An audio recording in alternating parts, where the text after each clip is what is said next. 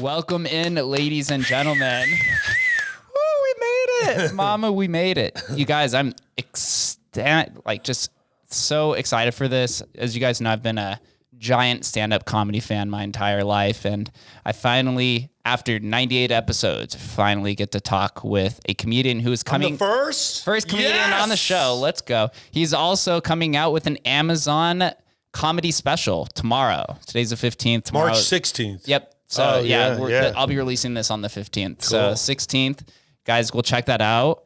We'll have everything posted. I'm here with Butch Bradley. He is a comedian, writer, producer, actor. I'm sure we'll get into everything else. He also has a residency at the LA Comedy, Club. Comedy Club. How did I forget Inside the Strat. Inside the Strat. I've already gone and seen him twice. He's got to do some more tonight. It's a very well put together show. Love the vibe. And Butch, thank you for coming on. Thank you, brother. It's good to be here. Yeah, the Strat has been good to me because, you know, I started comedy in Boston. I grew up in New Jersey. Everyone's funny where I grew up, so I just moved to Boston after college, after my real job. I was in the middle of my real job. I snapped. I'm like, I've always wanted to be a comedian. I better hurry up and go try what I dream to do, and I can easily get a job I don't like. So I went to Boston, started doing open mics at Nick's. The guys like 5-6 years ahead of me were like Patrice, Bill Burr, Boston's Dane. like the Mecca, one of the Meccas for comedians. Yeah, so I'm in there getting ready for my first time on stage, and Patrice and Bill Burr are right there sitting together as young comics. And I walked right, and I remember Dane Cook was in the corner on the first laptop I really saw anyone bring into public, not to date myself, but, you know, like 1998, I was like, what was that little device? You know what I mean? Whoa, what is that trickery magic in the corner? Illuminating light coming upon his face, feeding him comedy. And, but I didn't talk to Dane, because the device scared me and witchery. But I just said to Patrice and Bill, I go, hey, man, I'm going up. I'm scared. Any advice? And Patrice O'Neill looked at me. He said, you're going to eat it, with a big smile. And he looked up at the ceiling as to release the most giant laugh I ever heard in my life. Like, he postured back. Like, if he laughed at me, it would have knocked me over. And he laughed into the sky like, ah, ah, ah. And I remember feeling immediately faint and nauseous because I was so scared to go up. And I like stumbled to the bathroom, and I'm like, I'm out of here, man. I'm out of here. I'm throwing cold water on my face. And the strangest thing happens. I leave. I'm staring at the stairwell, remembering that I read Seinfeld would just leave and come back under a fake name. Some story I read about him. And some woman goes, you'll be fine. I don't even know this woman. I'm guessing God sent her. She touched my arm and she went, you're going to do fine. And then they called my name and I went deaf. I could not hear. I could see the audience moving. Nick's Comedy Stop. Billy Martin's hosting, who becomes the executive producer, head writer of the Bill Maher Show. And I'm walking forward, and I got to the mic, and then all the sound came back, and that's where it all started. So all those years on the road, and back to where I began, the Strat, the last 3 years, the residency at the LA Comedy Club, have allowed me to catch my breath. Because at first, you've never been really flying anywhere. And then all of a sudden, 4, 5, 6, 7 years in, you're flying everywhere all the time and peeking in to check a menu to see what language it is. You know what I mean? Being around all of those comedians in such the early days, was there like a sense in the room that everybody was going to make it, everyone was going to become these great figures that they are today? Or was it just like a bunch of guys just in the beginning trying to figure out their way? You know what's funny? That's a great question, because I can see that room and I see a lot of figures and I see a lot of like blurry faces. But the people that had this weird little shine, like Bill Burr and Patrice, ironically, I didn't know who they were, and I went to their table for advice out of another 15 people that were quote-unquote comedians, and I saw Dane. I noticed him. I didn't know who Dane was, and Dwayne Perkins, another comedian friend of mine, and I remember their faces, and I remembered Billy Martin being kind to me, giving me good advice. He's like, but I think you don't know, but maybe now as a seasoned comic, I can see something special, immediately in someone across a room, or I can hear them. I don't really watch comics.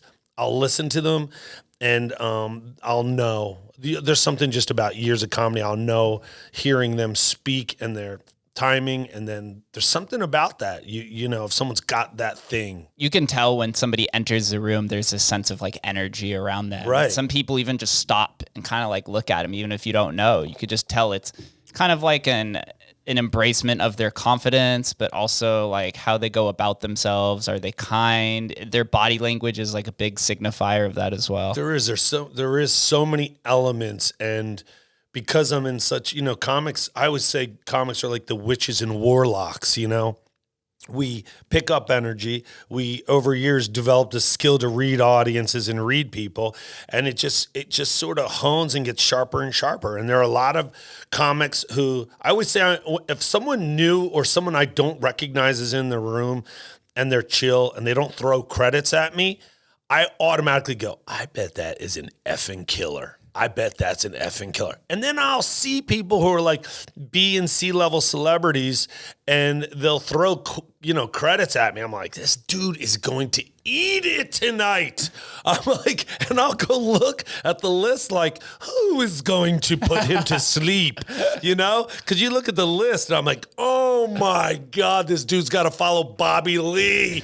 Bobby Lee is going to, you know, take his clothes off and sing some weird song. And then that guy's going to go up and go, oh my God, MTV Road Rules didn't help my career. You know what I mean? So you can see it. And it's cool being in it this long and being around everyone and still being competitive. Knock on wood, pray to God, pray to all the gods. Something I love so much about the comedy scene is the community, and a lot of the comedians embrace this all the time. It's a self-deprecating community, but you kind of have to be a comedian. But everyone wants to see each other win. They don't treat it as a zero-sum game. They see it as like, if this one comedian wins, then most of us win, because it just brings the scene forward. You know, that is really cool, because I consider myself like a comedy romantic. And when I first started, I thought like they were all going to hug me, like Conan and Belushi was going to come in, and Chaplin and Carol Burnett, and, you know, any comedian, you know, they were just going to go, welcome to the club, you know? And the real comedians who've been on the road for a minute, who are good, confident, have ego, but are humble, you know, the Chappelles of the world. I mean, Chappelle will come talk to you. Chill. He remembers my name. And that blows my mind, because I've only met him like 5 or 6 times. I've been in and around him a million times, sat with him a couple of times at the Comedy Store, and we hung out after a couple of times with a group of comedians. Those dudes say hi, hey, Butch, what's up? I'm like, that always blows my mind, you know? And the real comedians really do tear each other up. And if and I go after and play, or that weird laugh in the darkness when a joke doesn't hit, that's fun comedy. That's a compliment. And a lot of people who maybe aren't really truly stand-ups, who are learning comedy or are in it, or are in the window of right before they realize they don't cut it to be in the grouping, they don't get that is like the greatest compliment to have like someone look at you and go, ooh, that worked out. Ooh, that was wonderful. And you're like, F you, dude, F you, whatever. No, Butch, seriously, that was really, I mean, enlightening to, you know, wow. Are you going to go around and apologize to each person, Butch? You know what I mean? Like, there's great. There's different variations of comedy. You have obviously your presentation of your show, but then the back end, it's a bunch of comedians shitting on each other. But that's like the fun. That's like involving them in the community. Yeah, to be a part of that banter and to be able to walk to a comedy club, for me being, you know, this is what I love to do, you know, going up to the Store, the Improv, or the Laugh Factory, or LA Comedy Club, and just walking up and, you know, they may or may not know who I am, but I can go, hey, Butch Bradley, comic. And then in a couple minutes in, I'm greenlit. I'm in. You know, I can slide in it. That's like fun, cool stuff. And the odds are someone's going to say something really horrible to me that's going to make me laugh so hard. You know what I mean? Like, Butch, I didn't see you on the show. How did you get in here? You know what I mean? So, and I love that. And I play pretty hardball with that in the green room. And I've had to soften up with some, you know, I started to figure who can handle it and who gets it. But yeah, we're pretty lovingly ruthless in the green room. And the community itself too, I hear this from Joe Rogan's podcast and a bunch of other podcasts, and I experienced that also at the LA Comedy Club, that you don't have to necessarily start out as a comedian to be a comedian. You just kind of have to work at the club and work your way up. There was a server, I forget what his name was, at the LA Comedy Club that was a big comedy fan. He's trying to work his way into becoming a comedian, but he was just like serving tables. There's a couple. There's like, and there are a couple of strong local guys that work there. There's Mike Krasner. There's Michael Robertson. One of them was Mike's. There was like 400 Mikes. Yeah, there is. That's part of the rule. You want to start comedy? What's your name? John. Move on. But Cookies, I call him, Michael Robertson. He's a great guy. He's working there. There's Sean Reddy. And, they are all grinding and sort of like in the element of the Comedy Store where you had to be a door guy. I didn't come through that road. I was a regular at the Laugh Factory in Hollywood. And then, my friends like Tony Rock, Brent Ernst, Sebastian, Steve Byrne, we're all boys, John Caparulo. You help each other get in and out of where you weren't, you know what I mean? And get you. And I eventually got in with Mitzi and went that road. I auditioned for Mitzi, sure. But you usually start as a doorman for those crazy dudes who just moved to LA, not knowing anything about the stage, and just got a job as a door dude. And worked dude, their way those up. guys, that is the banter. That is like Mach 10 above the green room abuse. Duncan Trussell was one of Duncan. those. I know Duncan forever. Yeah, he's good. I love his podcast. Yeah, he's cool, he's a man. fucking hilarious person. He's really. I remember going to the store from the factory, and it felt like I was like at a dirty strip club, because as soon as I went in the front of the back door, there's just like someone like, Ari Shaffir, dude, as a doorman, was just so angry looking in his white shirt, like, and then like I just would get to know him, and I'm like, this dude is so funny and angry and cranky, and then he starts to get his stage time, and then you're like, this dude's crankiness is going to be so funny, and a lot of the store guys like that, and the first time I saw Rogan was at the factory.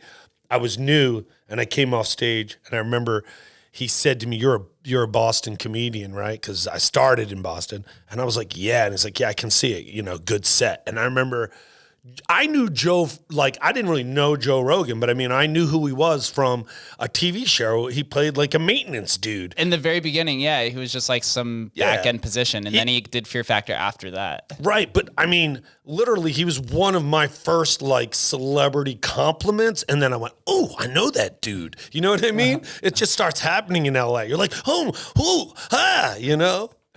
Yo, this is such a side story, but I'm from New Jersey, so we always talk. We talk to everyone, and we touch. I swat, right?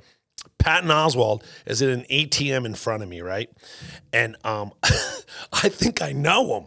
I don't really know him. I've just seen him do sets on TV a million times. So you feel like you know him. So I feel like I know him, and I swat him, and I go, yo, what's going on? And I hit him again. He looks at me, but he smiles. Now remember, he's doing an ATM transaction in Hollywood, and he's got a grin like, are you kidding me, dude? Like, but he's smiling like he must know I'm not coming from, I'm going to rob you, yeah. And I don't even have that presence. So, but he looked at me, and I'm like, oh, dude, I'm so sorry. I thought I knew you. I know who you are, but I don't know you. And he laughed. He's like, yeah. Okay. Yeah, nice to meet you. And I was like, holy shit, I just swatted this dude as hard as I could. But I also swatted Seth Green the same way. Dude, I swatted so many celebrities just back in. Yo! Oh, damn, I'm doing it again. Sorry. Apologize. Yeah, funny. Do you think the LA comedy scene is dying or is dead? A lot of comedians have fled because of what's been happening in the Comedy Store and all this like government regulation that's over it. Oh. Do you see it translating out to different communities in different cities? Yeah, 100%. Look, comedy's been around since Jesus. It's the shtick, It's evolved. It has evolved. Yeah. It's evolved, right? Yeah. I mean, it's not going anywhere. Humor, family stories.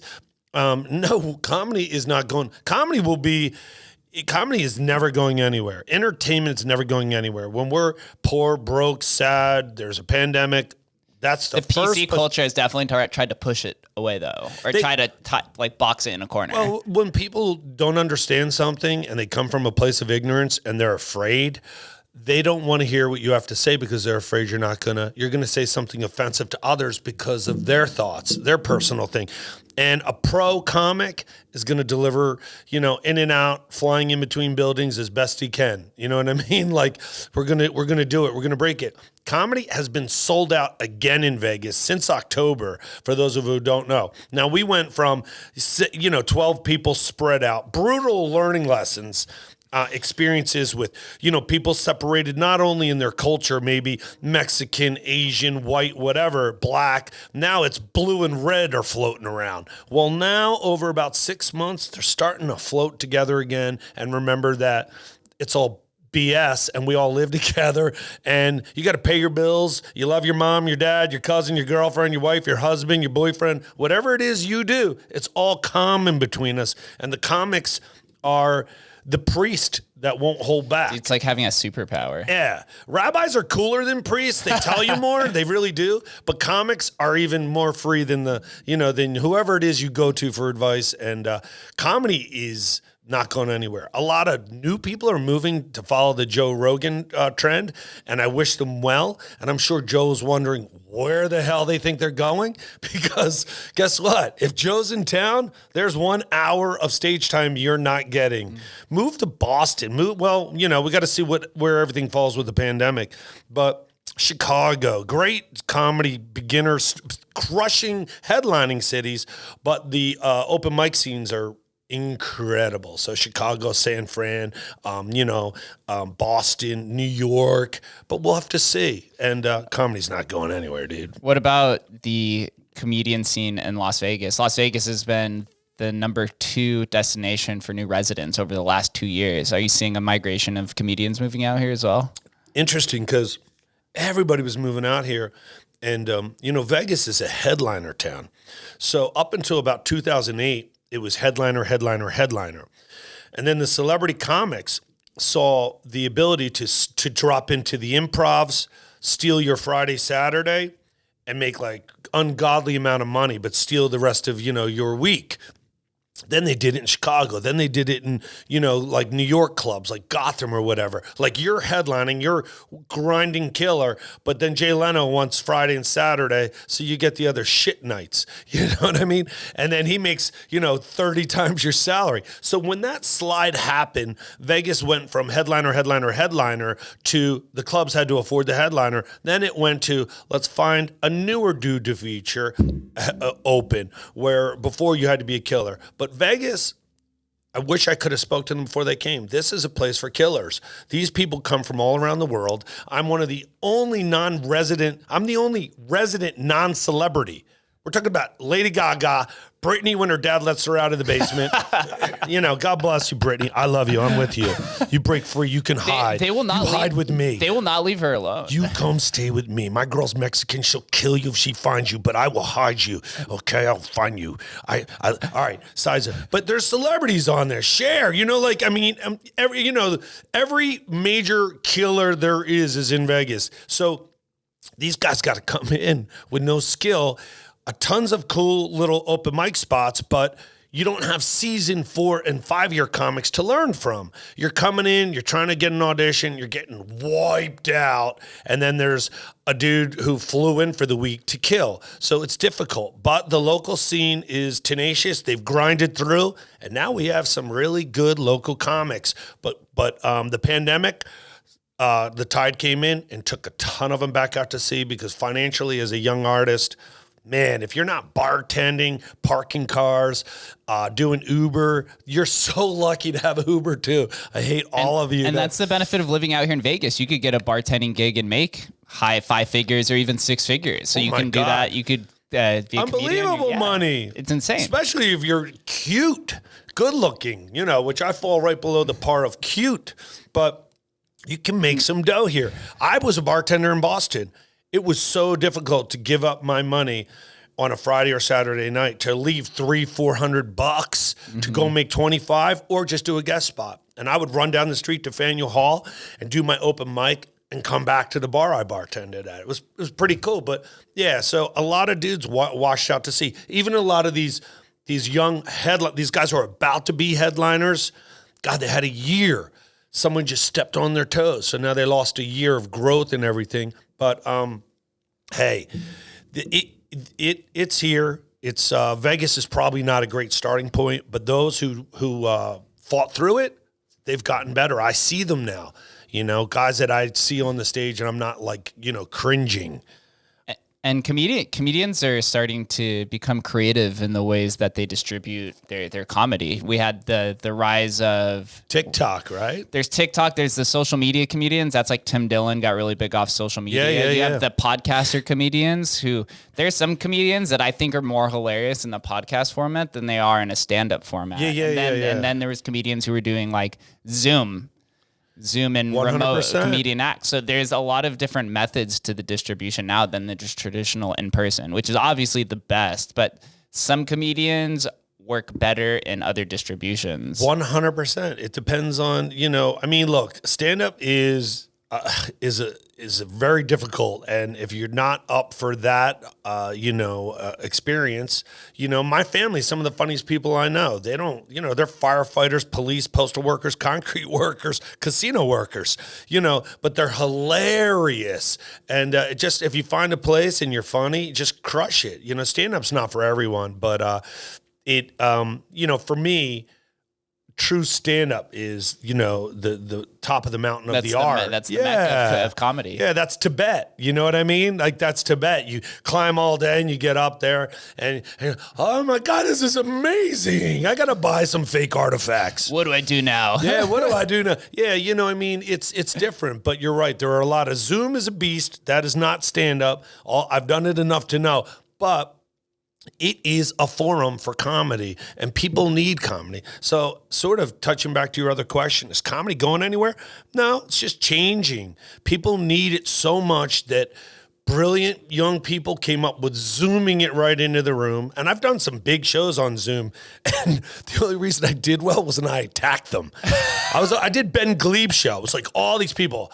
And I'm like, Ben, I'm staring at someone's parents right now. This is the strangest thing in the world. And, just you go after each other. It's different, but it's great that passion and that drive is there so that someone, man, especially during COVID, could listen or hear something that was relieving on the topics, So.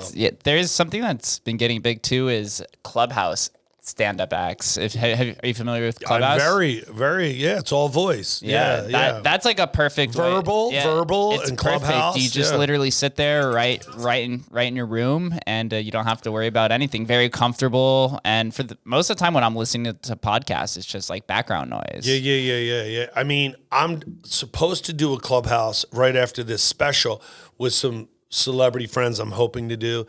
They've approached my management on doing it, and it's very cool. All of these forums are just cool. For me, though, even as a person who enjoys watching talent, whether it's music, a blues club, or I didn't like Ben Harper. Then I saw Ben Harper in a little blues club in Hollywood.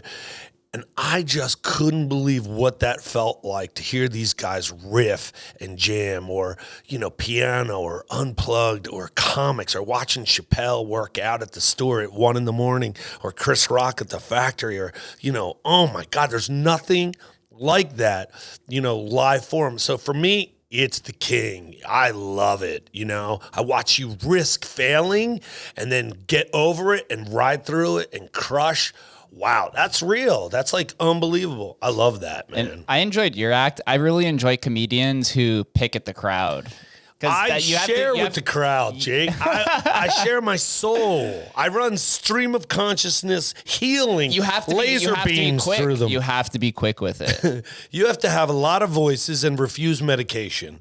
So, if I took meds, I think most artists, if they ever had to answer the questions that like a psych doctor would put in front of you, you'd be like, Oh, dude, I could see it from here. Just, yes, across the board. Yeah. What's this for? Oh, this is to see if we let you leave. Oh, I meant no, and no. And I already have these pills anyway. No, Johnny the comedian gives them to me after the shows. But no, running the audience and playing with them, it's just like being children again.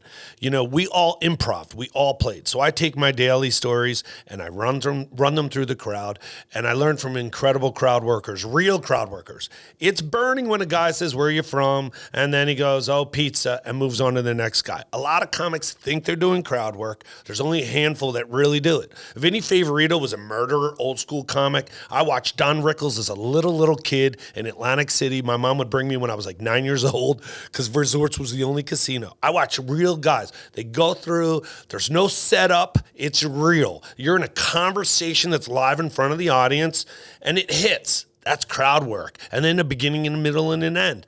The idea is to create like a village and then, mesh it on the best nights. And then when it doesn't work, if you've ever seen me, you're like, I think he needs those meds he's refusing. You're like, you should take the pills, dude. Take the blue one. Oh, dude, yeah, that's my absolute favorite when people do it the crowd work. But how would you describe your stand-up style or just your comedic style? I'm an improvisational storyteller, and I know how to put hits in, but I don't overuse hits, or segue. I don't because I don't memorize. I know the material. I do it more like I would for acting because I want it to be as close. Only these are my real words and these are my real thoughts. I only discuss things I really experience, and bring them out. Like today I was like thinking, like I didn't feel like eating, but I put like cereal in me at like 9:30 in the morning while talking to the cereal. I'm like, I don't really feel like eating, but I have to eat because if I don't eat, I'm going to be a cranky and I'm going to be rude to someone. I'm going to be rude to someone. I can't believe I have to walk the dogs. I love my dogs, but I'm just cranky. So I have to have cereal and then I have coffee. That's my cranky coffee. And then I'm like a little bit easier for society. So I protect society from me. And I know there's a lot of people out there. Like my girl wakes up like, this is a new day. I wake up like, oh, God, I don't feel like getting up. Oh, my God. Tell me it's Sunday 10 and more I'm minutes. off. 10 more minutes. That's it. Exactly. 10 more minutes. 10 more. Alexa, snooze. Alexa, snooze, right? Holy God. Fall back asleep. It's 2 hours later. And she's just too loud. They got it. She's just like, she knows that I need to get up. She should just be like, shh, just rest. But I run real stuff through them. And sometimes it doesn't work out. But I love that because I don't do the same show ever, and I have a lot of repeat audience members, so they expect it. I'm not capable of doing the same show. I can't do it because watching guys in the beginning when they would monologue, other dudes would come in and snag topics, run up the street, polish and shine it, put it on TV, and now it's theirs. So I just started memorizing my thoughts and premises, running them through, seeing what I believed in. I run them through the audience. When you laugh, those are the hits. I cut, paste, come back, and then I let go of it and try and make it more natural. That's a similar philosophy to one of my favorite stand-up comedians is Mark Normand. Oh, yeah. Oh, dude, him and Joel's podcast, Tuesdays of Stories, is to die for. But he talks about how he can't repeat material either. He's like, there's just something in me that won't let me do it. It's too robotic. Yeah. Well, I was lectured on this by musicians as well. People do want to hear certain songs. You know what I mean? Bruce Springsteen, if someone went to a concert and he played 30 new songs, I think the room would start to get quiet. Like, he's good, but hey, what about Down by the River? You know what I mean? People do. You have to use when you're touring. If you're not, Joe Rogan, let's say, even Joe Rogan, and I've seen a million celebrities come through Hollywood, Adam Sandler, Chris Rock, you name it, I've seen them work. They've got 30 seconds on their name. Those repeat polished bits where they hit, boom, boom, boom, build the room up, give the room confidence, see your skill. Then you dive off and play around a little, but we owe that audience a little something. We don't owe them anything, but we owe them. It's weird. It's a real give and take relationship, and you have to have a set. You have to have 5 minutes, 4.5 minutes with laughs on a TV show. You audition with them in LA, you showcase with them, they end up on Fallon, they ended up on The Tonight Show. That's your dream. And then when you get to tour, open, middle, close, you stretch it and try your hardest to make 45 minutes. And eventually you hope it's closer, closer, closer, closer. Some of those things are going to be things people have heard. And hopefully a lot of those things aren't, or new things. But you got to have, to go to do stand-up, you got to have something that works. So, yeah, some people do have those popular pieces. One comedian that I enjoy is Bert Kreischer, and he has the machine joke, which he runs. I saw him live last time he was here, like 2 years ago. Yeah. And he waited all the way till the end and then did the machine like afterward, just because everyone wanted to hear it. But he said it so many times that he couldn't lead with it. So I'm talking to all these guys. I call Steve and Bert and I go, hey, my special comes out March 16th. I got to deal with Comedy Dynamics. I tell them the whole deal. I'm like, I need your help. What do I do? I'm worried. Is it going to pop me? And Bert's story, he told me, he's at the Improv. It's like half full. And he's like embarrassed because he's closing. He's getting great money. And then that night at midnight, he tweets out the machine. First time. He lets it known the machine. By the next day, he wakes up. The Improv calls, goes, oh, my God, we're sold out. We're thinking about adding another show. And he's like, really? What's going on? His machine went viral overnight, exploded him into the stratosphere. So, as I'm getting ready, these guys are giving me advice as friends. We would all tour together and just tell me how to cut and splice it. And then you put out a best cut piece and you roll the dice and hope it gets some hits, because social media is our Tonight Shows. These are our Johnny Carsons now. Our 1 minute and 20-second tweet, our Instagram, our TikTok. These are our Tonight Shows. It's all cut and slice and dice pieces. Yeah, and the million that don't really hit, but they're good for you, that's like the Tonight Show too, because you do late shows and they're only good for that evening. And the next day, your cousin's going to call and break your heart and go, I didn't know you did TV. So, you hope one of those hit. Twitter is really like a testing ground, and I also use Twitter as a testing ground for things to say on the podcast in terms of either intellectual thoughts or maybe something that's a little edgy, and kind of see what the response is. And if no one responds, then I'm like, okay, this is probably pretty good because it's edgy. Yeah, they're afraid to be a part of your thought. Something that's maybe controversial out there on the edge. Yeah. Anything like politics related or Trump related is generally out there on the fringe, but there's a lot of content to unpack within those messages. Last night, there was this couple in the audience, and I was playing with them with their masks because people determine if they want their mask up or down, obviously. Chin diaper. And I'm playing with them, and I go, I know you're blue. I can see how blue you are. I go, did you sneak out of your little creepy California? Did you sneak out? Hilarious. Both of them take their masks off, turn them around, and put them on. They both said Biden. And I went, no way. I go, why are you hiding? You won. They're like, we're in your country now. We don't know. I'm like, this is Vegas. We're all Vegas color. You can do whatever you want. No one cares what your politics are. Vegas is always a purple city, a purple state. Yeah. So it's like, it's diverse. Look, if I knew I was going to get a paycheck every week for sleeping, I would have voted Democrat years ago. Oh, it's so true. Yeah, right on the eve of the stimulus package getting passed today. Dear too. God, Biden, sign another piece of paper. Go on. Someone push a piece of paper in front of him. Oh, it's the control. Yeah. It's all the control factor. I did see though that the local legislature passed something, or Sisolak said yesterday, where if you're 6 feet. No, now it's 13 feet if you're the act or the presenter or the DJ or something like that. So does that change your act at all? You know what? COVID started out like, I'd say June was my low point, where I was like so depressed, drank for like 4 days. I'm like, comedy's over. Dear Lord, more pizza. I was a sad, pathetic mess. $30 Uber Eats bills every day. Yeah. And then I snapped out of it, went to the gym, and literally, I haven't had a drink since. I actually quit all alcohol forever, and just started going to the gym, grinding, and hoping things would change. And then the club opened in October under the small rules. it was so very difficult to do comedy with where we are socially, individually, your state, your cultural background. There's so many elements that comedians deal with on a regular basis it was like looking, if you had 30 people, it was like looking at 30 different opinions, 30 different states it was really insane. Everyone was tight at that point. They didn't know what to say because they say it out loud. Still tight, but it made me a beast. And I can only compare it to when Mickey, the original Rocky old school, Mickey brings Rocky to a little abandoned parking lot and has him chase a chicken. He goes, "Catch the chicken, Rocky! Why can't you catch a chicken?" Well, COVID has made me run around and chase the chicken.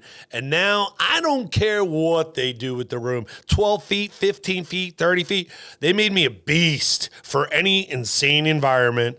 And, as long as there's people coming, we're going to make it through. Vegas is always one of the first locations on the earth to pounce ahead. For one quick minute, I was the only running show in the world, full-time running comedy show. And in the States for a long time, I'm the only full-time resident. So comedy's going. Vegas, blessed me. I don't care what he does. I think it's sort of at this point, everyone wants to be healthy and be alive. We should all know that. Do whatever works for you. I'm careful. My girl and I are careful. We mask up. We do our gel. We have a very small personal family group that we know where we all are. I go to stage, I go to the green room, and I leave. I do fist pumps once in a while, then I gel, I leave. But I'm not like an asshole. I'll hug someone if someone wants that. You know what I mean? I have enough faith that tomorrow's going to come. I had COVID twice. Yes, I had it twice. Boom. Mic drop. Mic drop. I had it twice. I was scared the second time. First time, my girl cured me with her Mexican powers with Serrano and Fabuloso, just breathing in Fabuloso. People, that's a joke. Don't go home and try breathing in Fabuloso. But anyway, so you got to live, man. And the whole world wants to live and be healthy. But yeah, we have to make money. We have to have economy. And we have to make sure we're not being, a lot of people would love to see America disappear. So, I don't want to get political, but it's time to go back to work. Yeah. Alexa, wake up the United States tomorrow at 9 a.m. and tell them they got to get their asses back to work. I could tell you just from you or from us standing outside before we walked in here, nobody really cares. Yeah, right. They had that hot rod classic car meetup right across the street. And there's 300 people in a pit. Right. It's funny. We went to Meow Wolf. Stephen Roberts and Joseph Roberts are close friends of ours. And and Stephen Roberts is a comic and his husband Joseph runs Meow Wolf. And they had us go over. And it was so cool because my girl and I almost passed out because the whole place was so no one was wearing masks. The whole Area 15. I go, oh my God, babe, don't say a word, but this looks like 2018. It felt incredible. Everyone was sort of distanced, but there wasn't anyone barking, Yeah, there's been a lot of points of emphasis since coronavirus happened. There's been a definitely massive emphasis on mental health. And we understand now that we are social creatures. You know, the suicide rates, unfortunately, were up 200% during those quarantine times. 100%. So being boxed in is not something that we should good for. It makes me totally understand back in the cavemen days where cavemen would go risk their lives because they were just tired of being stuck in this cave for an hour because there was a tiger outside. I cannot believe you said this because I was saying this on stage. I'm like, look, I don't know how to describe my view, but if I were in the caveman time and we were all in there, blue, red, skip the colors, just whatever your beliefs were, a lot of them would be in the back like, I don't think we should leave. And I'd be like, listen, we want to go eat. We want fire. I heard there's a thing called fire out there. I'm freezing my ass off. I say we throw Karen into the mouth of the dinosaur and we run by the dinosaur and we bring back fire and chase off the dinosaur and then we eat and we live, okay? Yeah, let's do that. These people are clueless. You can hide in your homes. I mean, we're seeing signs that who knew? We were all afraid. One side saying lock up, the other side's too free. You know what I mean? Why didn't we just have an adult conversation? Mom or dad was like, these are the rules. It's my house. Let's just do it for a little while. But, we have to live, you know what I mean? Yeah. Look, my brother was hit by lightning. He died by lightning. So that always sticks with me, that I want to live. I don't want to not live. And, you know, like he was in the thriving, physical fit family. Boom, gone. Guess what? You think I'm going to die in my house, 30 pounds overweight, eating pizza and chicken wings? Why? 7-Eleven can stay open, Uber Eats is open, and all the weed stores are open, and you're telling me for my safety, stay home? Guess what? I'm out. I'm out. I'm going to throw Karen into the dinosaur's mouth and live. You know what I mean? Right? God. Bye, Karen. No more calling the cops. Yeah, and you know what? I didn't even believe Karen existed. I thought it was like a secret way to be racist against white people, which it sort of is, but I don't blame you. Until I was in the park 2 days ago. I have 2 Dobermans, okay? You probably don't yell at a dude with 2 Dobermans unless you just know my dogs are cool. This woman is jogging. She's like 5'10". She's got the look, the Karen glow. She's speaking, screaming into her phone while she's fake jog walking in the park. I'm at this park every day for 3 years. 2 Dobermans on invisible leash, on e-collar. They're sitting with me playing. I am 30 yards from this woman, and she yelled at me, "Are those dogs on leash?" And I actually, that screechy Karen voice. Dude, there's families in the park. My dogs aren't near anyone. There's other dogs, and she's on her phone. So anyway, you heard me, and I'm like, oh my God, I have to be a good human here. I go, they're on invisible leash, they're on e-collar, they're professionally trained. But in my head, I thought, oh my God, I wish I could just look down at the dogs and in German be like, Karen, you know? Like, oh, go eat, Karen, you know? Like, go, like my dogs are the spookiest dogs ever. I'm like, I don't think your aggressive yelling is the wisest decision right now. But God, people need to just mind their own business and live their life. And let me live my life. As long as I don't put it on you, you know? Throw her in the dinosaur's mouth. Well, society's speaking with their feet right now. Vegas is at the peak right now for travelers for this entire year. There's a massive amount of people that I've been seeing through the headlines that are out here. A lot of the pools are sold out from friends that I've been talking to. The clubs just opened up yesterday. Well, the lounge clubs. Yeah. And they said it was pretty busy actually. Yeah, it's cool. Like if you ask everyone to quiet down for a minute and you can like crickets, you can hear it. Right. That's the sound of 30, so that's 300 people with a dry cough. We're at an all-time high for coughs or suppressed coughs in society. When you're standing in line and you feel coughing, you're just like... Yeah. You can look over to anyone right now. They're going to have 2 things. They'll have a vape pen, and then you can ask for the Robitussin DM.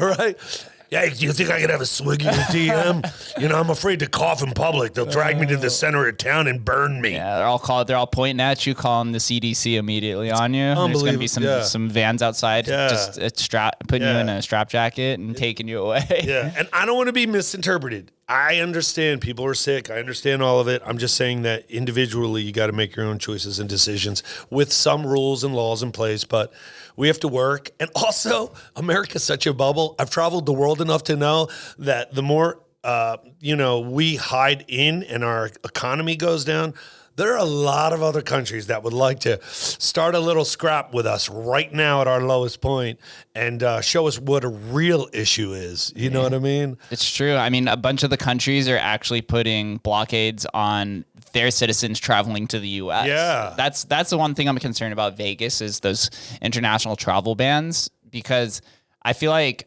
over the summer, there's probably going to be a massive spike of people coming out here. Not in COVID cases, chill for those that are listening, but you're going to see a giant peak of just pent-up demand, as Vital Vegas would like to say, people coming out here. Yeah. But for as long as those international travel bans stay, you're going to see a giant trickle off into the winter and maybe the beginning of next year until we could get those international customers back here. Yeah, I guess they said we're going to be herd immune by summer, so whatever. Yeah. Honestly, I've been rolling with just normal life this entire time. Just I started. I mean, I wear a mask. I wear a mask going out, but just playing pure percentage points. Yeah. You have a 0.01% chance of dying. Yeah. I'll take my odds, and if I were to lock myself away, if I were to live 80 years, that 1% is, I'm bad at math, but 1.25% or whatever it is of your life. It's just like it did not add up to me. Yeah, well, right. And we did it. And as I said, I wasn't fun being sick. I was nervous a couple times, but,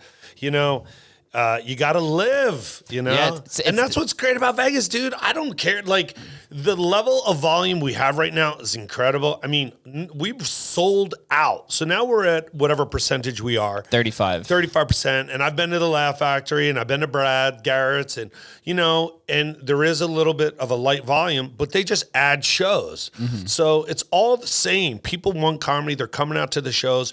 And we'll probably get back to a normal complaining American once we're swamped. And I'm like, I can't believe I'm in traffic. Yeah. You know what I mean? I can't believe I have to go do this show to 400 people. Yeah, I can't believe these people. How could they sell it out? Yes. How could they do that and help my life? Yeah. Well, The one, I mean, there's definitely a bunch of benefits to coronavirus, as un-PC as it actually sounds, but the big buzzword is, like, they like to call it the Great Reset. Yeah. A lot of these, like, social constructs in reality have proven that they aren't needed, and now we're really accelerating to this internet age, this digital age. I try to, like, point this out a lot on the podcast. It's like, you have to utilize technology now if you're just like a normal person. That's why I hopped on the podcast immediately. I was like, okay, content creation is going to be really big. I see that's happening, and I need a way to put myself in front of other people and build connections. So that was like something to hook up to. Like, 2020 was the best rebranding opportunity you could do for your life. So I hope that a lot of people took advantage. It sounds like you rebranded a bit. You quit drinking. You know, you tooled and, you know, pried and figured out what you need to do for your craft and how to present yourself. I got really hardcore just being clean and going back to normal. And I would do this a bunch in my career to sort of, reevaluate what I needed, to reevaluate what I needed to be competitive in my career, which is, there's always someone new coming to kill and to get me or to be better or it feels fresh.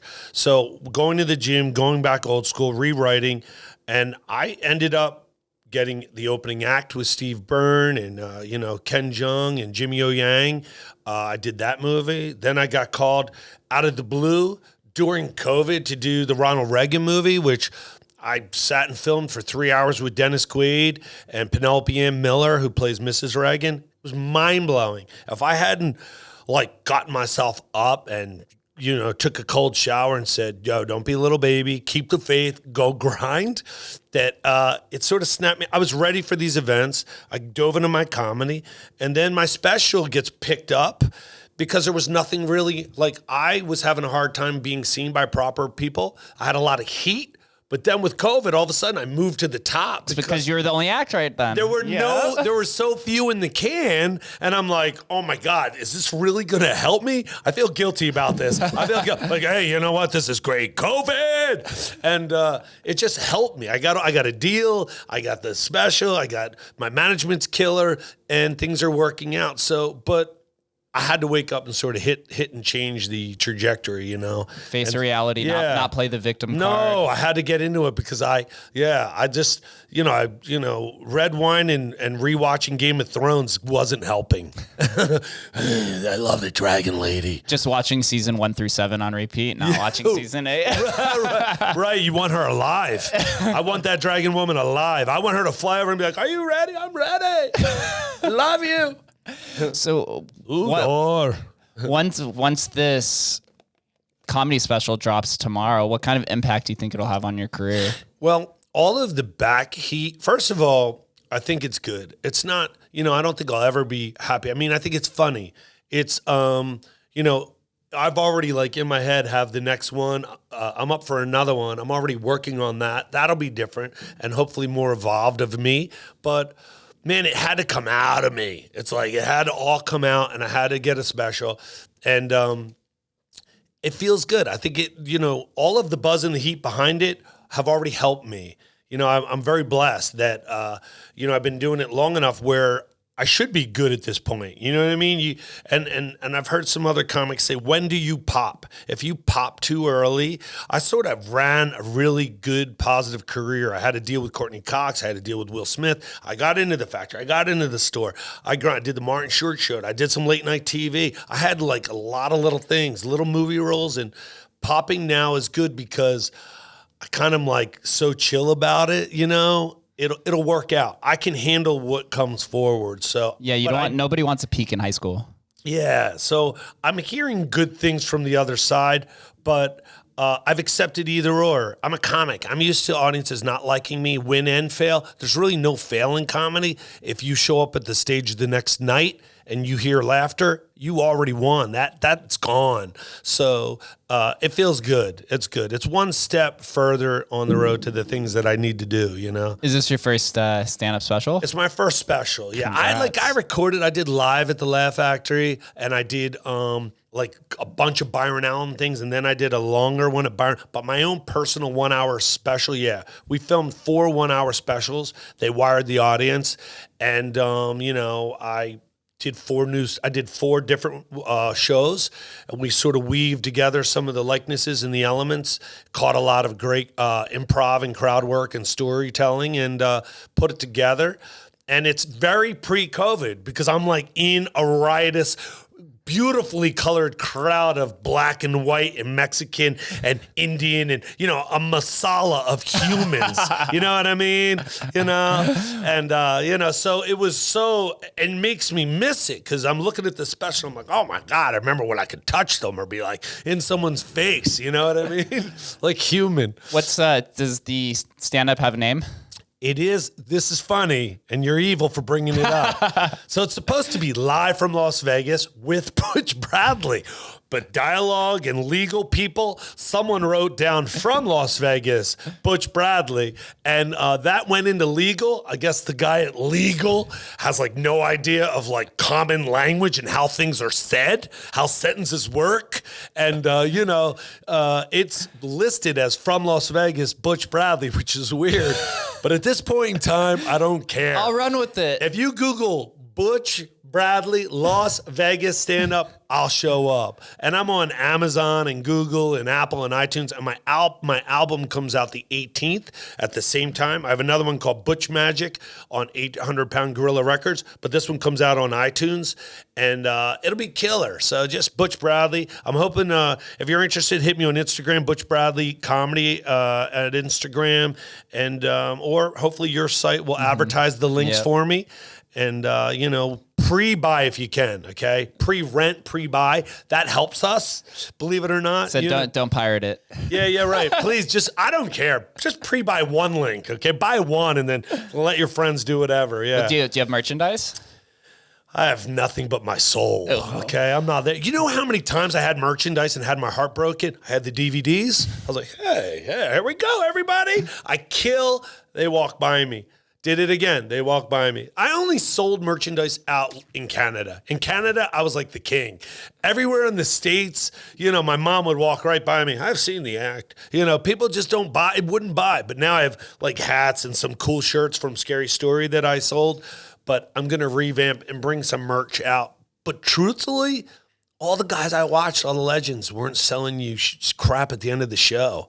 Prior, the original, all SNL character, whoever they aren't selling you, hey, please buy a T-shirt. Please buy a T-shirt. You already bought my ticket to see my show, so that works. If you come see me in Las Vegas live, that'll be cool. I'll have some merch down the road, but something that I would have. I just don't like pushing stuff on them, We're just going to have to put your stuff as an NFT and call it a day. Yeah. Right? Have you been hearing about this trend? No. The NFT thing? What is it exactly? So a lot of artists are doing this. It's a crypto thing. It's called a non-fungible token. Okay. And what a lot of artists are doing, they're making like digital art, and you put it as this NFT, which it's like a digital ownership. But people are just doing people are putting tweets as NFTs, and because it's hype and speculation. So you'll hear about it. It'll definitely come up. It's like in the news now at this point. So guess what? So I'm supposed to open the first ever virtual comedy club in it was like Switzerland or something. They were talking to me like a year ago, and I was supposed to go in and open up this virtual comedy club, and they told me that's where I was going to make all the money. Put like BB on the wall in the virtual club, and they can buy that particular that's logo. an NFT. Yep. Yeah, it was cool, but it didn't work out. But it's an incredible concept. I'm sure it's underway. I mean, I play Call of Duty every day. Boom, come and dropping bombs. Red Rain. What's your KDR? Red Rain. What's your KDR though? That's I have a pretty good one, but not. So this is it. I think I'm like 1.3 or something like that. As long as you're positive. Yeah. So before COVID, I was pretty good. COVID, all of a sudden, all the the youth of the world, Korea's like, hey, you're all dead. Kamsahamnida. Like everyone from everywhere under the age of 30 is a murdering pro, and now you can go like on a tournament and you can pay $25 with your buddies or whoever, and if you win, they pay their first 5 spots. That's incredible. So now you can game for money. So, dude, I get killed. I'll play like 4 times. I'll die so much. It's just pointless. And I look at Xbox, and if it was cheap, I would smash the shit out of that thing.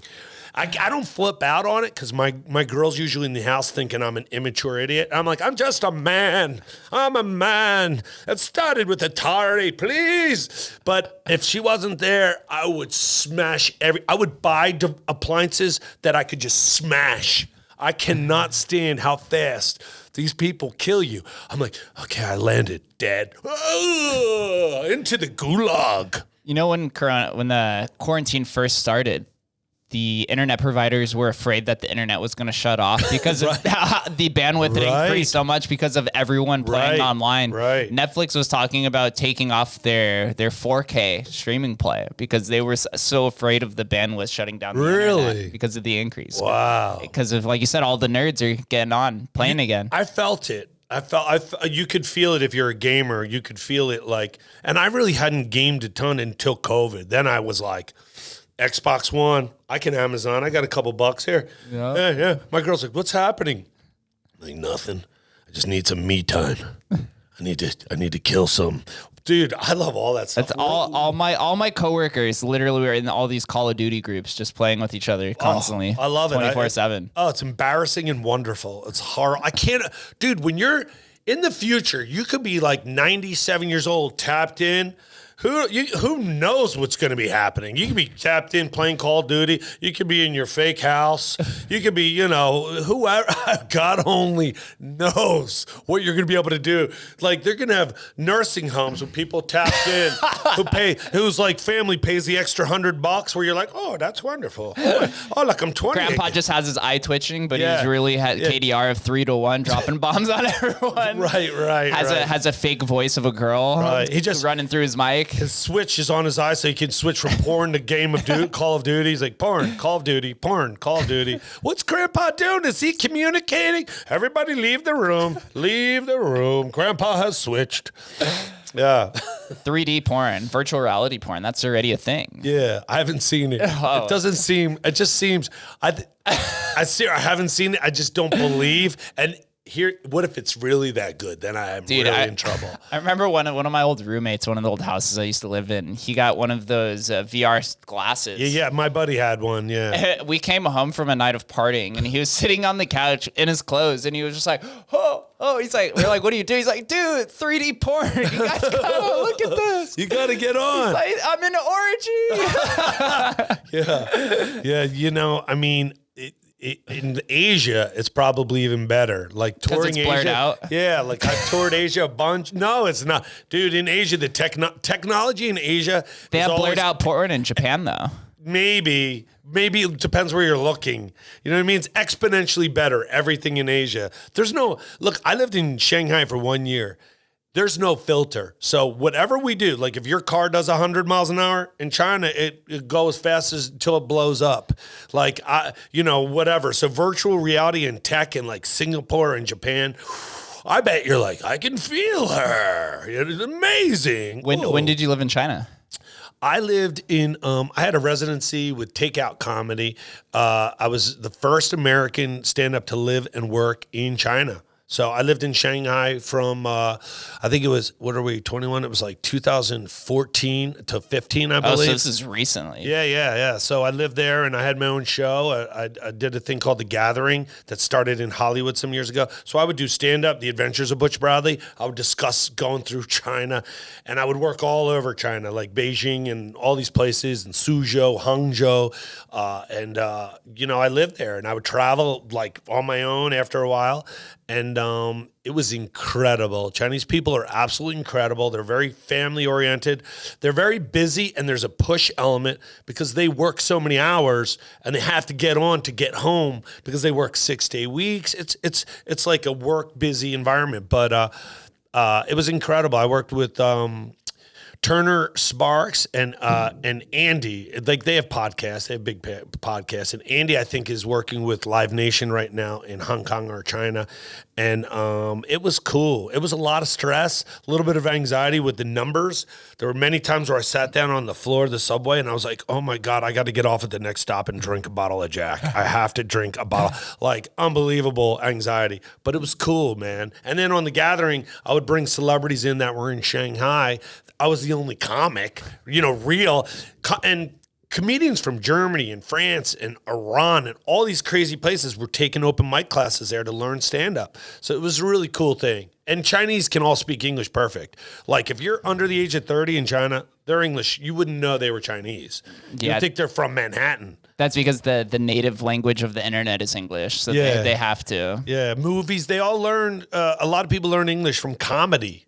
Movies, like so many people would say Chris Rock or, it was crazy, but it was cool, man. China's a cool spot. Do they have a lot of comedy houses out there? There's a big it was a little demand for it. It was open when I was there. Okay, so I'd been touring Hong Kong for quite some time with a lot of comedians. I was brought into Hong Kong, and then they would trickle us into like Singapore, Malaysia, and I opened the first comedy club in Malaysia called the Crack House. Crack as in joke over there in Kuala Lumpur, and that whole run. And then I would go into China as it was growing.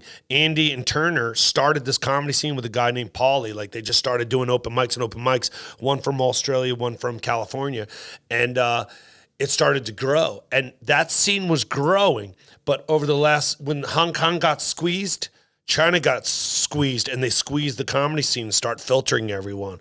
But one of the biggest Chinese comics is one of my best friends, Storm Shu, and just cool. It's cool that you just got to see. I never had a problem because I don't have anything to talk about the people that own the house I'm a guest in.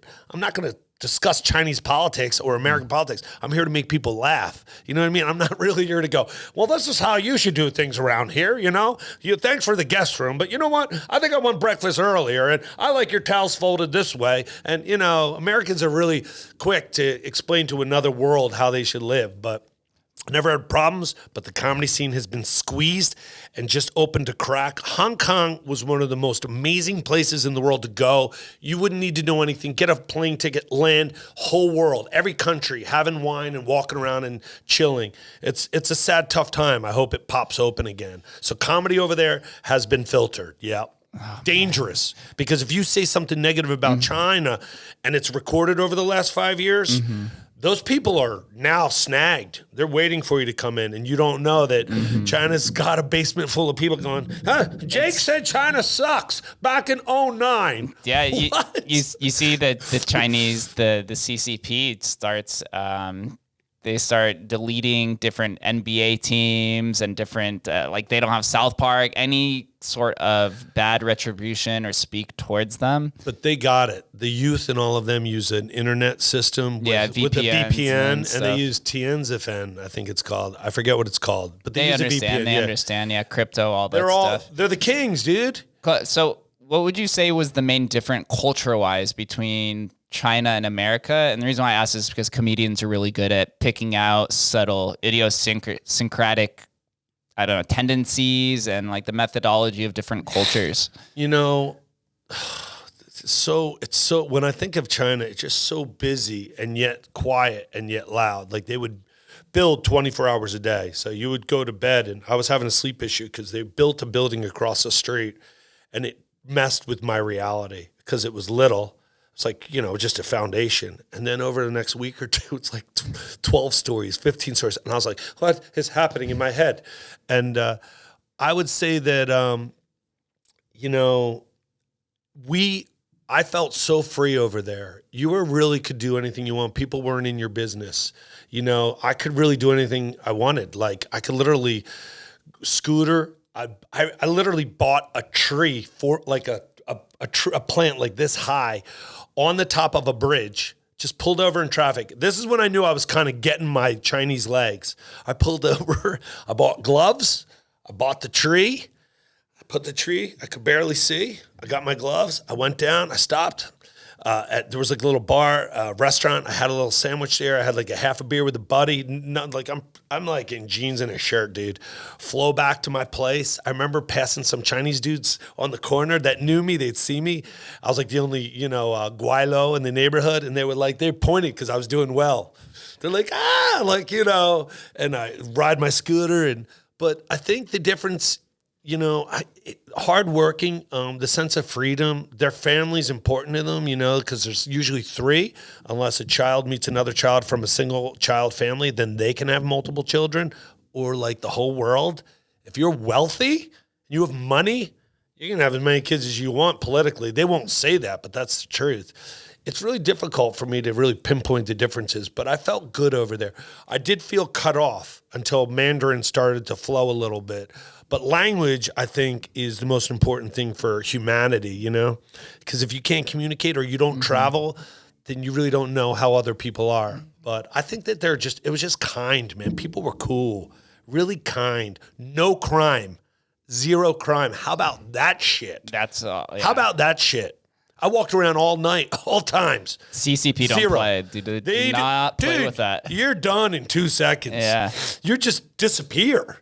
You disappear. Yeah, you see that happen there's a bunch of conspiracies that are surrounding that too, with the Chinese doctor who was the whistleblower about COVID, disappeared after he's a few done. weeks. There's a few different cases like that. They have a very strong grasp on the censorship in that country in terms of like the TV propaganda, shows, internet, 100%. things like that. All the shows were weird. There was no TV really. All the TV was like old World War II movies where they're kicking Japan's butt, which probably didn't happen. So, it was weird. I was like, wait, they're beating Japan again. I'm like, all right. It's all alternate history TV shows. Yeah, it was just interesting. And the news, but honestly, it was just cool, I don't know how to explain it, but they were very cool. They loved Americans. I think right now there's a bad tone because they feel the one rule that I listened to, which was don't be rude to a Chinese person, which should be common sense, to be rude to a human. You know what I mean? Especially if you're a guest. I think right now because they think America thinks, you started it. And sadly enough, they don't have the proper information, because we don't really know if it came from an American lab taken to Wuhan. We'll never know. This mystery is going to be like the JFK. We still haven't even figured out 9/11. Your great-great-grandchildren will be watching a documentary where at the end they're like, so they really don't know who started it? You know what I mean? Like, this is ridiculous. Huh? You know what I mean? Like we're never going to know whatever.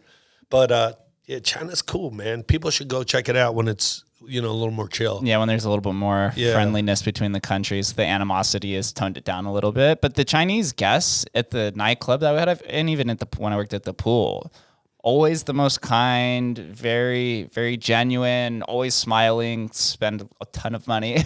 I learned to barter. I would barter for everything. I was like, there's like this Chinese give and take system. And I was just like, everyone's like, you can't just pay. I was like, dude, I can barely speak English. Now I have to learn Mandarin, and try and barter. I'm like, oh, boy. Oh, okay. Shay. So some quick BS. It's like out when you're in Israel. Yeah, like you're in the shuk. You're in the shuk in Israel. There's a huge barter system. Dude, if they had like a game show where it was like a shuk salesman versus like a Shanghai salesman, that would be unreal.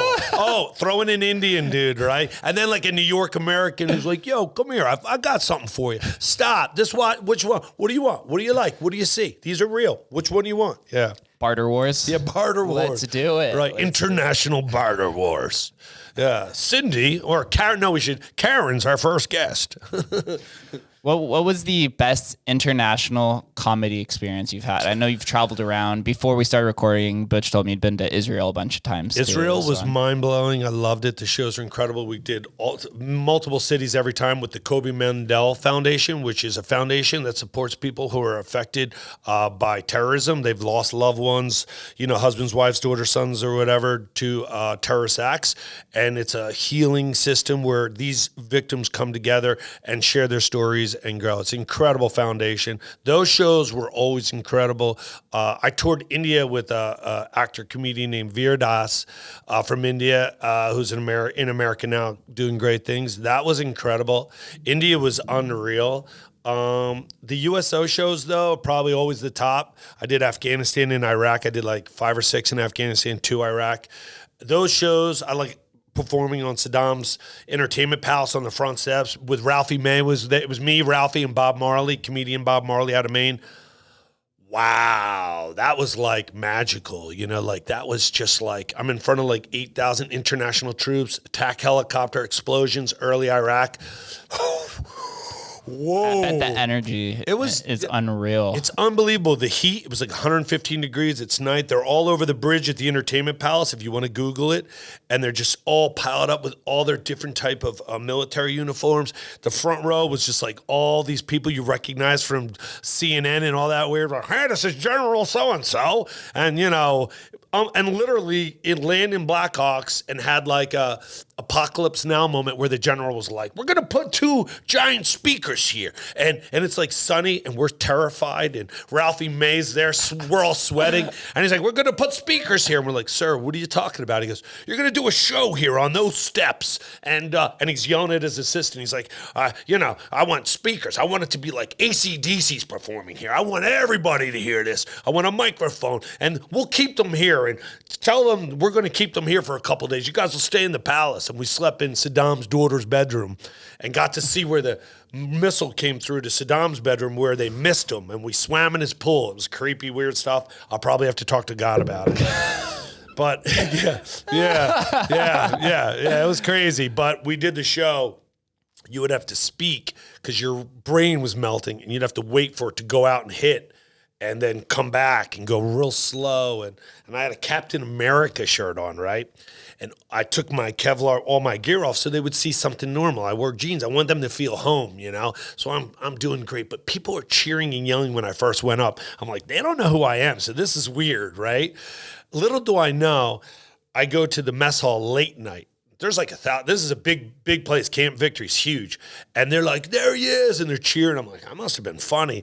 And I go, what are you guys doing? You're doing something. They go, dude, we're all taking bets. You had a giant Captain American target on your chest, and we're surrounded by snipers. We're like, this dude is insane. I was like, all right, but was I funny? Like, you're really good, but you're insane wearing that shirt in the Middle East when they want everyone, you're in the Middle East with a target, dude. Oh, my God. Dude, we saw you walk out onto the palace steps. We're like, is he insane? And I was like, why wouldn't somebody have said, change shirts? You know what I mean? But it was amazing, dude. It was cool. Those were mind-blowing, shows.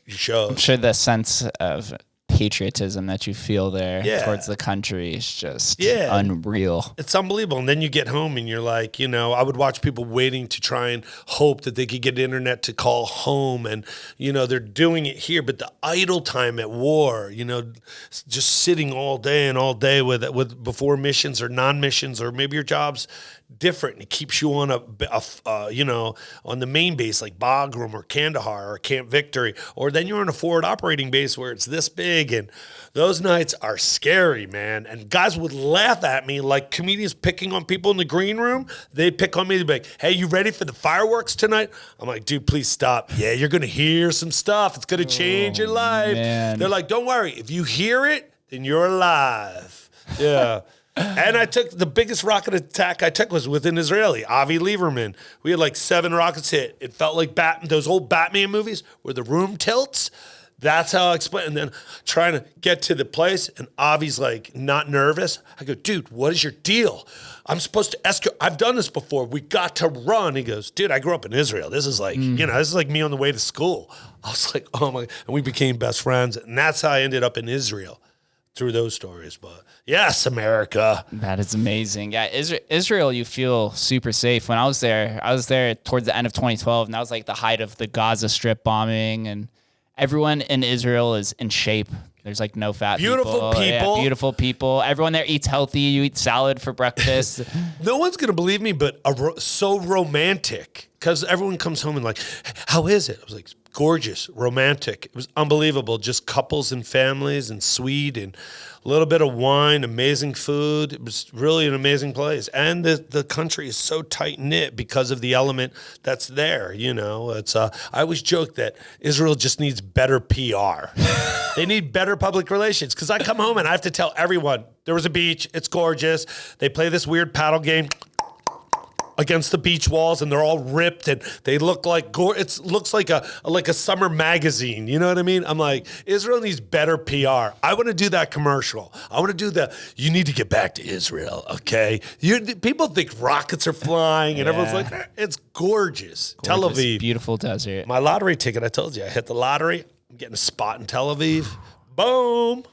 Maybe Vermont, but Tel Aviv, you know, maybe Switzerland, Tel Aviv first. I'm sure experiencing all these different cultures across the country and then coming back to America, you just see how severed the culture is out here. We're all over the place.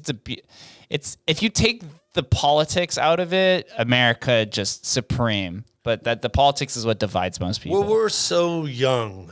We're like a little spoiled fat kid. You know, we really are. And the COVID experience, watching all of us and coming at one another was gross, because it just felt like, honestly, I could tell nobody had traveled. They really don't know what's really going on out in the world, and how at risk we put ourselves when we look at each other and we point at one another.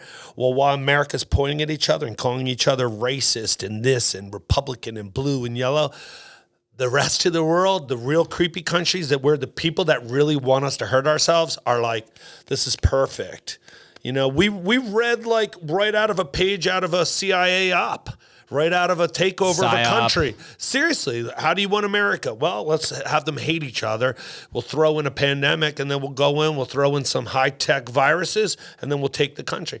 We can't behave that way. We just look like a spoiled fat kid. So I love America so much. So, you know, I knew that we would grind through it, you know, and we're going to grind out of it, and we'll be a little bit more mature, but we have a bit to go to catch up with the maturity level of the other world, you know, because we're fat.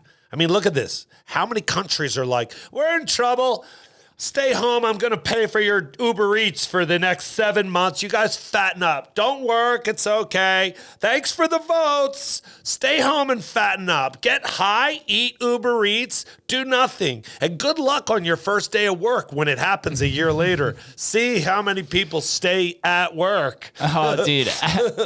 Omni and some of the clubs started calling back people, and some of my coworkers are in trouble. I have to say that. Yeah. Some of them are going back to the gym because we've been doing nothing but sitting around for a year. Learning to work, to apply 8 hours. I mean, I think that 8-hour work model's dead now. Because I think it is. Working at home is probably going to happen a lot more. That's always been there, but it's going to jump. It's been accelerated. Yeah. COVID was an accelerant towards that. Actually, I've had a few real estate people on here that own different companies, and the majority of the new residents are all remote workers that don't have to stay in their state anymore. Right. That's why the housing market's at an all-time high, because all these people are like, if Google's going to pay me $150,000 a year to work from home, let's just go to Vegas. 100%. Let's live there.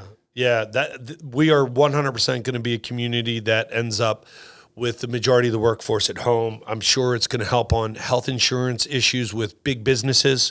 Does your employees work at home, et cetera, et cetera? It's safer, whatever. It'll be good for you guys, for everyone that's working on the Strip and the entertainment industry. Yeah. I mean, because they'll have energy to come to shows. Yeah. And they'll have some extra capital and want to go out. I keep peeking at you because I know you're there. I love you guys. Come see me at the Strat at LA Comedy Club, or get my special. Don't hold back, please. Get my special. Go in. You guys have to see Butch. I've already seen him twice. I'll definitely be there more often. I'll do a special show for you. When you go, I'm here. I'll go, all right, it's going to be a new show. Yeah. Now that you sat here and talked with me for almost an hour and a half, you know the perfect things to say to me while you're on stage. That's right. Everyone's like, wait, is he a Jedi? I just put all your personal info on the wall behind me. This is where Jake lives. This is his passcodes. This is it. He's gonna start making like Jew jokes and stuff, and everyone's like, "Whoa, what?" No, what? I'm just kidding. No. I'm in my dude. It's so funny. So No, your comedy's very lighthearted. no, but like here's the deal. So I grew up in a Jewish neighborhood in Margate, New Jersey. I'll close with this. I went to Hebrew Academy Nursery School.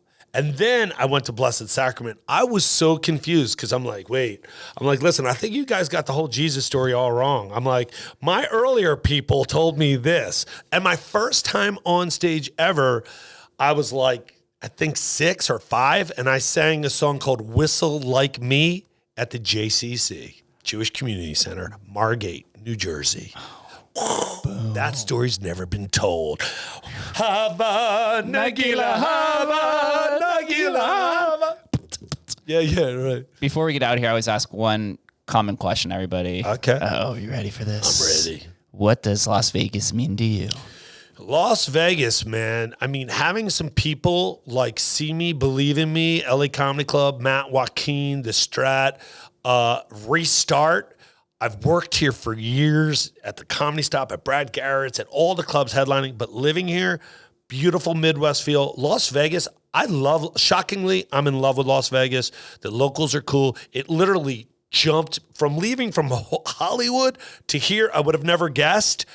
My career's taken off. I'm like better, healthier. I go out and do more. I'm less like lay around all day. I love Las Vegas. Las Vegas has been the next best thing in my whole career. Literally has just like sort of jumped me up ahead. I love Las Vegas. No bullshit. It's great. July and August, I hate Las Vegas. I hate Las Vegas because of the heat. Now, soon I will be able to afford to hide from this sun in July and August. But right now, the sun knows where I'm at, and I keep my freckles hidden. It's brutal, but I love Las Vegas. It's changed my life, man. It's been great. That's so beautiful to hear. All right, here's the time. For all the listeners and viewers, where do I send them to learn more about you or anything you'd like to mention? You can find me on Butch Bradley Comedy on Instagram. Please add me on Instagram. If you want to catch a show, I'm at LA Comedy Club. My special comes out tomorrow, March 16th. I'll be available on the Apple Icon pre-release. You can buy it there, rent it.